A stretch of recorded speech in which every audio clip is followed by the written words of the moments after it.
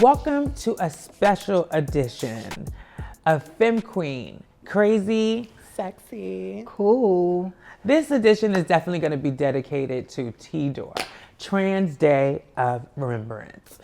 And thank you to our friends who brought you this important message. Our friends over at QB, University of Wisconsin Stout. So what does it mean to you when this day, I mean, it should be like all the time, but you know, since we have this month or this day, what does it actually mean to you? Like when you think of, you know, I automatically think of the trans women from the community that, you know, came before us and had voices, and some of their voices were muted. And I just want to be able to carry on that legacy. I think of Octavia, you know, she was kind of before her time when she would be speaking about us being special and not being this or that and wanting to make it and just fighting when we wasn't even able to fight. You know, a lot of us was being stealth back then. And I also think of people like my gay mother who showed me the way when I was battling things like Carrie. There were certain things in my life that was happening, and she took me in and she's like, this is what you need to do, this is what you do, and it made me become the successful woman that I did in that genre. And you know how I am today, like when I play the character that I just played, like with Grisabella, I was carrying those women on our backs that left, that no longer have a voice. I was bringing them with me on that stage, and that's how I continue the legacy of these women and our ancestors. Well, you know, to be funny, I'm not saying that because she's here, but for my generation, Temperance was someone who showcased her voice in front of, in rooms that was kind of scary for the girls, when she was like the only girl in conversations and not stopping. So for me, growing up, it always inspired me, I would say, to be more outspoken, to be out loud. And shout out to my mother, Kalisha, who really dedicated and showed me the ropes of just being a woman. And I just love her for that. Also, like people like Erica Lavin, and nobody really know this, but she was really instrumental to my growing up as a young femme queen in the New York City area. Those are the girls that really kind of inspired me. You know, and when we think about Trans Day of Remembrance and we remember those lives who were lost, you know, it's also a great opportunity to celebrate how those people who we have lost and those who are still actively currently influencing our lives today and moving this needle forward for liberation and justice for trans people. For me, like I think about, you know, like Cecilia Gentili, one of my greatest mentors, who got me into the realm of understanding the importance of visibility, honoring the dead, how we live through those deaths to continue to fight for protections for our people. I think about Danielle Revlon, you know, for me, who was so essential to showing that Black is beautiful and you can be exactly who you needed to be. And like you said, Octavia, and like So many. There's so many. We're girls. at the core. The girls are always at the core of the fight.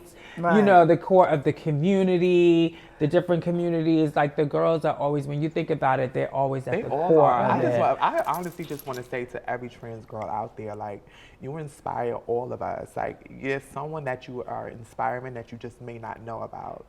And that means a lot to me. I think it's also important for us to be able to touch voices, even our couch. We're able to touch voices to so many young women across the world. And for me, it's important, right, that we have these conversations and we share this information, because given this current climate, there are a lot of people who are questioning who they are and how can they show up. And at times it feels like with so much things that's going on in media, they feel disempowered to stand in their truth. But when we think about not only our women, I was going to say, we can't forget our trans brothers. You know, we have to think about our siblings and our non-binary siblings. When I think of those who are continuing to work, like, you know, Angelica Ross, Dominique Jackson, Alok, Lala Zanel, Elisa Crespo, like so many girls are still championed, and so many of our siblings, and my father, Sean Coleman, Devin Lowe, Marquise. Like there are so many people who are intentionally out here trying to shape how media sees us and keeping this tradition going and also providing the necessary services that we need in our communities.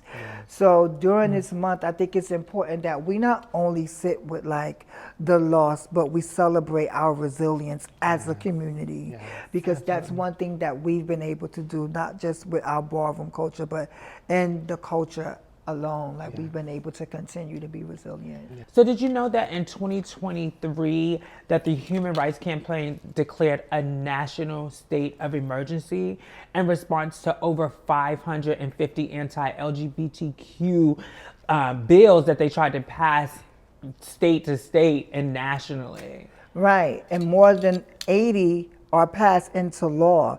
Over 220 of those bills specifically target trans people. There are 15 anti-trans bills passed or proposed, let's not say passed, but it's proposed in Wisconsin since 2023.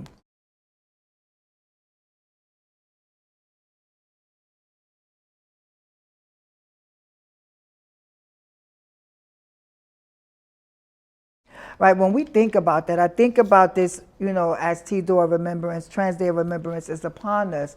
When we think about the importance of our lives and fighting back and all these anti-trans legislation that is being leveraged against us, I think it's, you know, it's great that we are in the intersection of times where we can honor them during this month.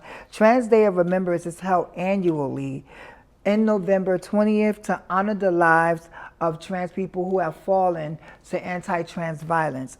It was founded by Gwendolyn Ann Smith in 1999 to honor her falling sibling, Rita Hester, who was murdered in 1998. Did you also know that Trans Day of Visibility was founded by Rachel Crandall in 2009 as a response to the lack of positive recognition for trans people? And we celebrate TDOV annually on March 31st, focusing on uplifting trans lives, celebrating their contributions, and advocating for visibility and equality. So The fight never ends, honey. the fight never ends. And I want you to know that it's important that we gave you these facts. We're also honoring our falling and celebrating that we are still here in spite of those challenges, and we can continue to fight. And during this crucial time, I want us to pull ourselves together and know that our ancestors have done more with less.